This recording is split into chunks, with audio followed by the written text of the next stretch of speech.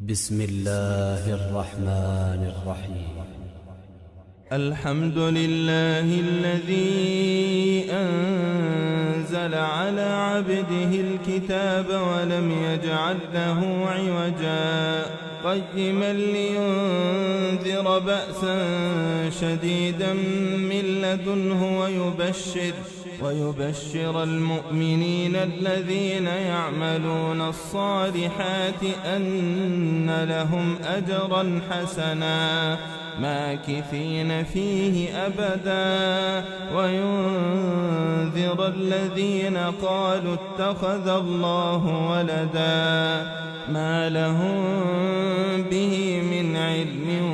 ولا لآبائهم كبرت كلمة تخرج من أفواههم إن يقولون إلا كذبا فلعلك باخع نفسك على آثارهم إن لم يؤمنوا بهذا الحديث أسفا إنا جعلنا ما على الأرض زينة لها لنبلوهم أيهم أحسن عملا وإنا لجاعلون ما عليها صعيدا جرزا أم حسبت أن أصحاب الكهف والرقيم كانوا من آياتنا عجبا إذ أوى الفتية إلى الكهف فقالوا ربنا آتنا من لدنك رحمة وهيئ لنا من أمرنا رشدا فضربنا على آذانهم في الكهف سنين عددا ثم بعثناهم لنعلم أي الحزبين أحصى لما لبثوا أمدا نحن نقص عليك نبأهم بالحق إنهم فتية آمنوا بربهم وزدناهم هدى وربطنا على قلوبهم إذ قاموا فقالوا ربنا رب السماوات والأرض لن ندعو من دونه إلها لقد قلنا إذا شططا هؤلاء قومنا اتخذوا من دونه آلهة لولا يأتون عليهم بسلطان بين فمن أظلم ممن افترى على الله كذبا وإذا اعتزلتموهم وما يعبدون إلا الله فأووا إلى الكهف ينشر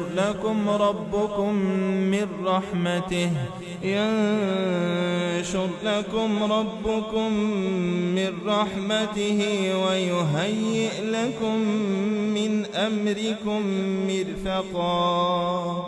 وترى الشمس إذا طلعت تزاور عن كهفهم ذات اليمين وإذا غربت تقرضهم ذات الشمال وهم في فجوة منه ذلك من آيات الله من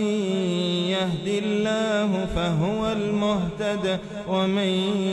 يضلل فلن تجد له وليا مرشدا وتحسبهم أيقاظا وهم رقود ونقلبهم ذات اليمين وذات الشمال وكلبهم باسط ذراعيه بالوصيد لو اطلعت عليهم لوليت منهم فرارا ولملئت منهم رعبا وكذلك بعثناهم ليتساءلوا بينهم قال قائل منهم منهم كم لبثتم قالوا لبثنا يوما أو بعض يوم قالوا ربكم أعلم بما لبثتم فابعثوا أحدكم بورقكم هذه إلى المدينة فلينظر أيها أزكى طعاما فليأتكم برزق منه وليتلطف ولا يشعرن بكم أحدا إنهم إن يظهروا عليكم يرجموكم أو يعيدوكم في ملتهم ولن تفلحوا إذن أبدا وكذلك أعثرنا عليهم ليعلموا أن وعد الله حق وأن الساعة لا ريب فيها إذ يتنازعون بينهم أمرهم فقالوا بنوا عليهم بنيانا ربهم أعلم بهم قال الذين غلبوا على أمرهم لنتخذن عليهم مسجدا سيقولون ثلاثة رابعهم كلبهم ويقولون خمسة سادسهم كلبهم رجما بالغيب ويقولون سبعة وثامنهم كلبهم قل ربي أعلم بعدتهم ما يعلمهم إلا قليل فلا تمار فيهم إلا مراء ظاهرا ولا تستفت فيهم منهم أحدا ولا تقولن لشيء إني فاعل ذلك غدا إلا أن يشاء الله واذكر ربك إذا نسيت وقل عسى أن يهديني ربي لأقرب من هذا رشدا ولبثوا في كهفهم 300 سنين وازدادوا 9 قل الله أعلم بما لبثوا له غيب السماوات والأرض أبصر به وأسمع ما لهم من دونه من ولي ولا يشرك في حكمه أحدا واتل ما أوحي إليك من كتاب ربك لا مبدل لكلماته ولن تجد من دونه ملتحدا واصبر نفسك مع الذين يدعون ربهم بالغداة والعشي يريدون وجهه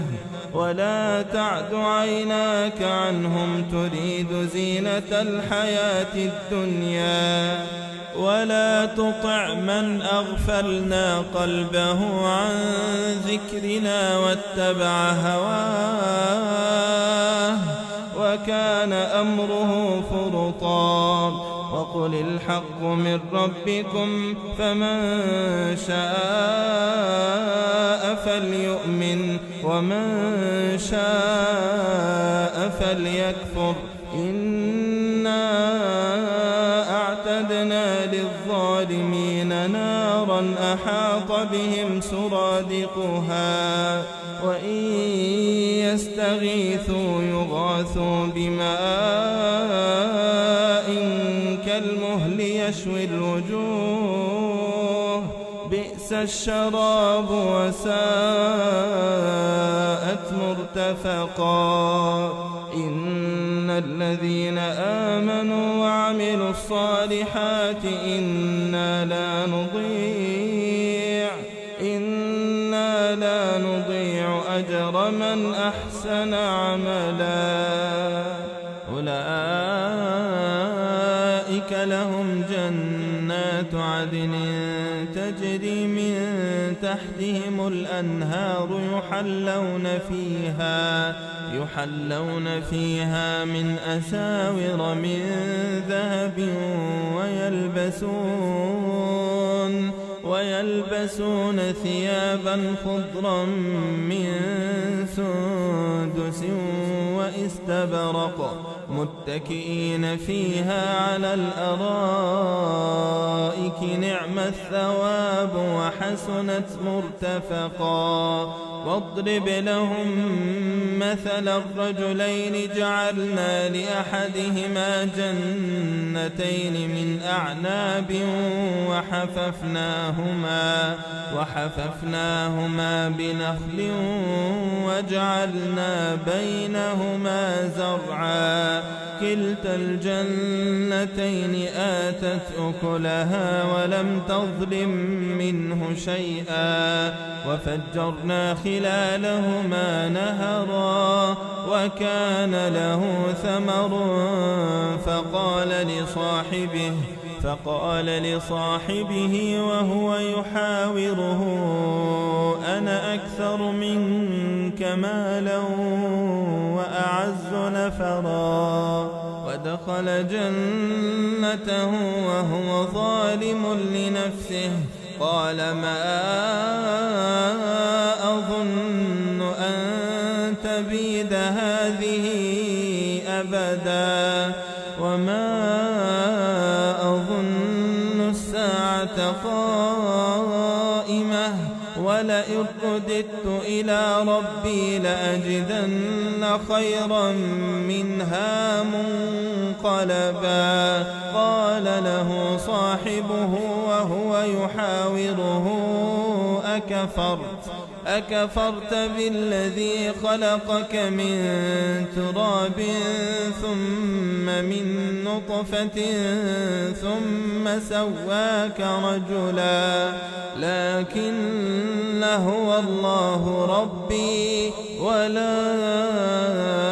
أشرك بربي أحدا ولولا إذ دخلت جنتك قلت ما شاء الله لا قوة إلا بالله إن ترني أنا أقل منك مالا وولدا فعسى ربي أن يؤتيني خيرا من جنتك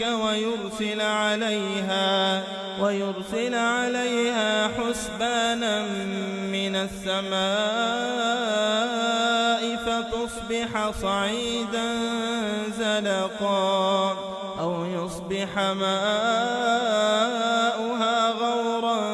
فلن تستطيع له طلبا وأحيط بثمره فأصبح يقلب كفيه على ما أنفق فيها وهي خاوية على عروشها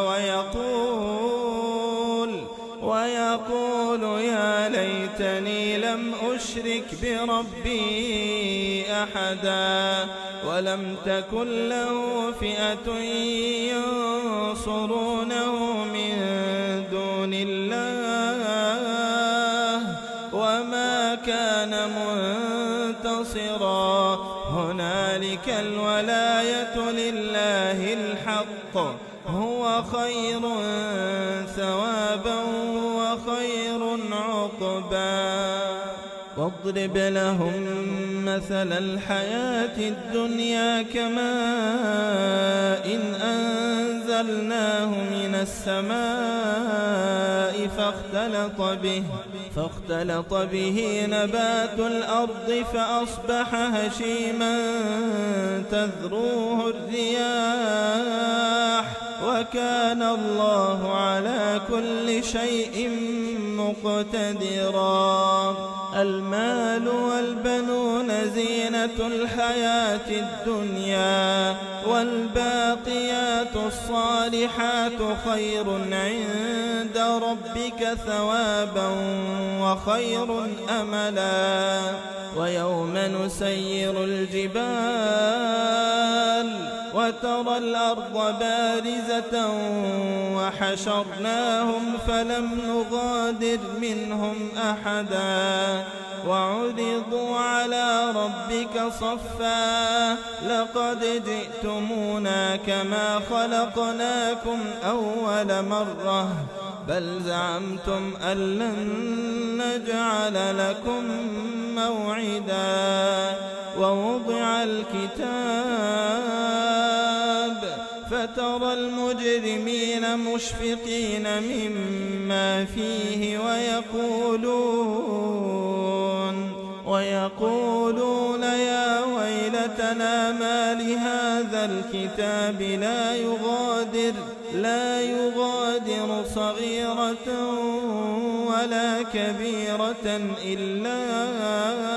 أحصاها ووجدوا ما عملوا حاضرا ولا يظلم ربك أحدا. وإذ قلنا للملائكة اسجدوا لآدم فسجدوا إلا إبليس كان من الجن ففسق عن أمر ربه أفتتخذونه وذريته أولياء من دوني وهم لكم عدو بئس للظالمين بدلا. ما أشهدتهم خلق السماوات والأرض ولا خلق أنفسهم وما كنت متخذ المضلين عضدا. ويوم يقول نادوا شركائي الذين زعمتم فدعوهم فلم يستجيبوا لهم وجعلنا بينهم موبقا. ورأى المجرمون النار فظنوا أنهم مواقعوها ولم يجدوا عنها مصرفا. ولقد صرفنا في هذا القرآن للناس من كل مثل وكان الإنسان أكثر شيء جدلا. وما منع الناس أن يؤمنوا إذ جاءهم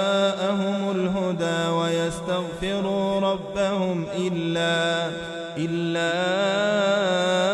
أن تأتيهم سنة الأولين أو يأتيهم العذاب قبلا. وما نرسل المرسلين إلا مبشرين ومنذرين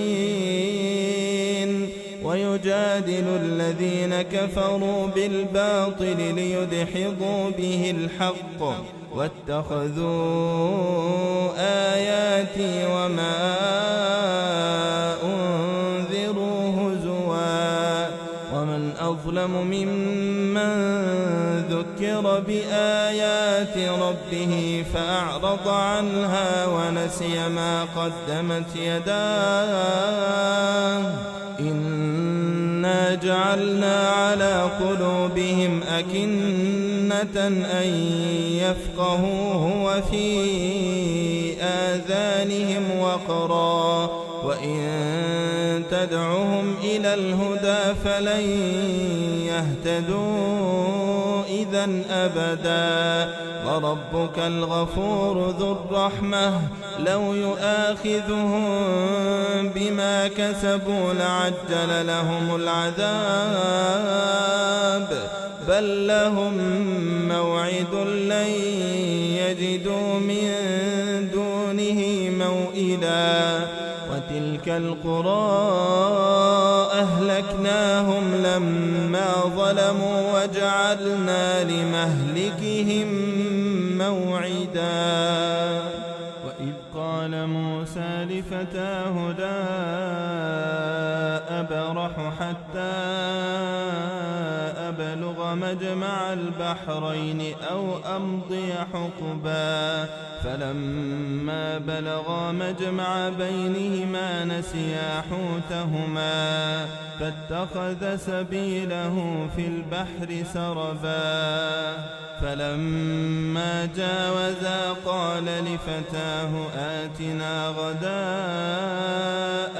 لقد لقينا من سفرنا هذا نصبا. قال أرأيت إذ أوينا إلى الصخرة فإني نسيت الحوت وما أنسانيه إلا الشيطان أن أذكره واتخذ سبيله في البحر عجبا. قال ذلك ما كنا نبغ فارتدا على آثارهما قصصا. فوجدا عبدا من عبادنا آتيناه رحمة من عندنا وعلمناه من لدنا علما. قال له موسى هل أتبعك على أن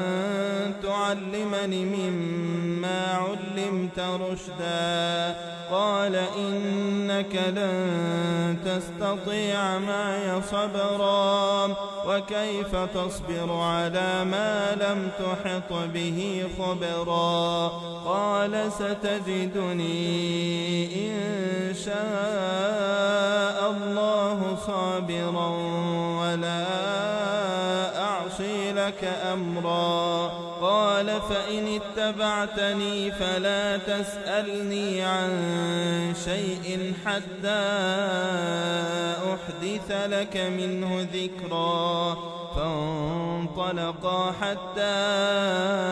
إذا ركبا في السفينة خرقها قال خرقتها لتغرق أهلها لقد جئت شيئا إمرا. قال ألم أقل إنك لن تستطيع معي صبرا. قال لا تؤاخذني بما نسيت ولا ترهقني من أمري عسرا. فانطلقا حتى إذا لقيا غلاما فقتله. قال أقتلت نفسا زكية بغير نفس لقد جئت شيئا نكرا. قال ألم أقل لك إنك لن تستطيع معي صبرا. قال إن سألتك عن شيء بعدها فلا تصاحبني قد بلغت من لدني عذرا. فانطلقا حتى إذا أتيا أهل قرية استطعما أهلها فأبوا أن يضيفوهما فوجدا فيها جدارا يريد أن ينقض فأقامه قال لو شئت لاتخذت عليه أجرا. قال هذا فراق بيني وبينك، سأنبئك بتأويل ما لم تستطع عليه صبرا. أما السفينة فكانت لمساكين يعملون في البحر فأردت أن أعيبها، وكان وراءهم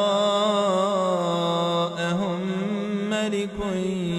يأخذ كل سفينة غصبا. وأما الغلام فكان أبواه مؤمنين فخشينا أن يرهقهما طغيانا وكفرا، فأردنا أن يبدلهما ربهما خيرا منه زكاة وأقرب رحما. وأما الجدار فكان لغلامين يتيمين في المدينة وكان تحته كنز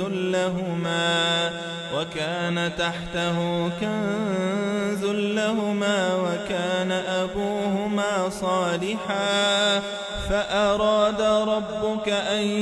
يبلغا أشدهما ويستخرجا كنزهما رحمة من ربك، وما فعلته عن أمري، ذلك تأويل ما لم تسطع عليه صبرا. ويسألونك عن ذي القرنين قل سأتلو عليكم منه ذكرا. إنا مكنا له في الأرض وآتيناه من كل شيء سببا، فأتبع سببا حتى إذا بلغ مغرب الشمس وجدها تغرب في عين حمئة، ووجد عندها قوما، قلنا يا ذا القرنين إما أن تعذب وإما أن تتخذ فيهم حسنا. قال أما من ظلم فسوف نعذبه ثم يرد إلى ربه فيعذبه عذابا نكرا. وأما من آمن وعمل صالحا فله جزاء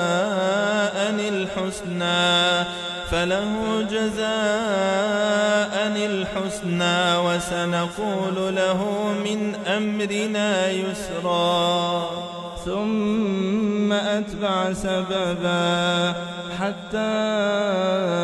إذا بلغ مطلع الشمس وجدها تطلع على قوم لم نجعل لهم من دونها سترا، كذلك وقد أحطنا بما لديه خبرا. ثم أتبع سببا حتى إذا بلغ بين السدين وجد من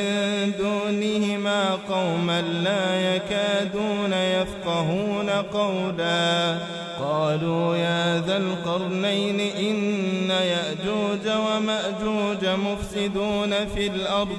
فهل نجعل لك خرجا على أن تجعل بيننا وبينهم سدا. قال ما مكني فيه ربي خير فأعينوني بقوة أجعل بينكم وبينهم ردما. آتوني زبر الحديد حتى إذا ساوى بين الصدفين قال انفخوا حتى إذا جعله نارا قال آتوني أفرغ عليه قطرا. فما استطاعوا أن يظهروه وما استطاعوا له نقبا قال هذا رحمة من ربي فإذا جاء وعد ربي جعله دكاء وكان وعد ربي حقا وتركنا بعضهم يومئذ يموج في بعض ونفخ في الصور فجمعناهم جمعا وعرضنا جهنم يومئذ للكافرين عرضا الذين كانت أعينهم في غطاء عن ذكري وكانوا لا يستطيعون سمعا أفحسب الذين كفروا أن يتخذوا عبادي من دوني أولياء إنا أعتدنا جهنم للكافرين نزلا قل هل ننبئكم بالأخسرين أعمالا الذين ضل سعيهم في الحياة الدنيا وهم يحسبون أنهم يحسنون صنعا أولئك الذين كفروا بآيات ربهم ولقائه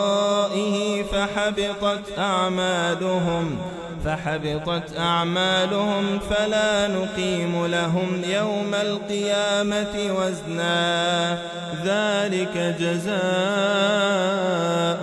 جهنم بما كفروا واتخذوا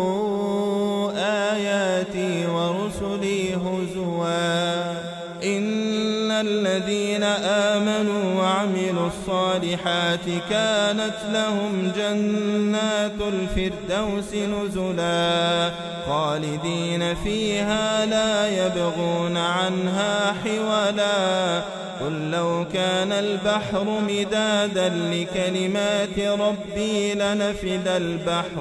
لنفد البحر قبل أن تنفد كلمات ربي ولو جئنا بمثله مددا قل إنما أنا بشر مثلكم يوحى إلي أنما إلهكم إله واحد فمن كان يرجو لقاء ربه فليعمل عملا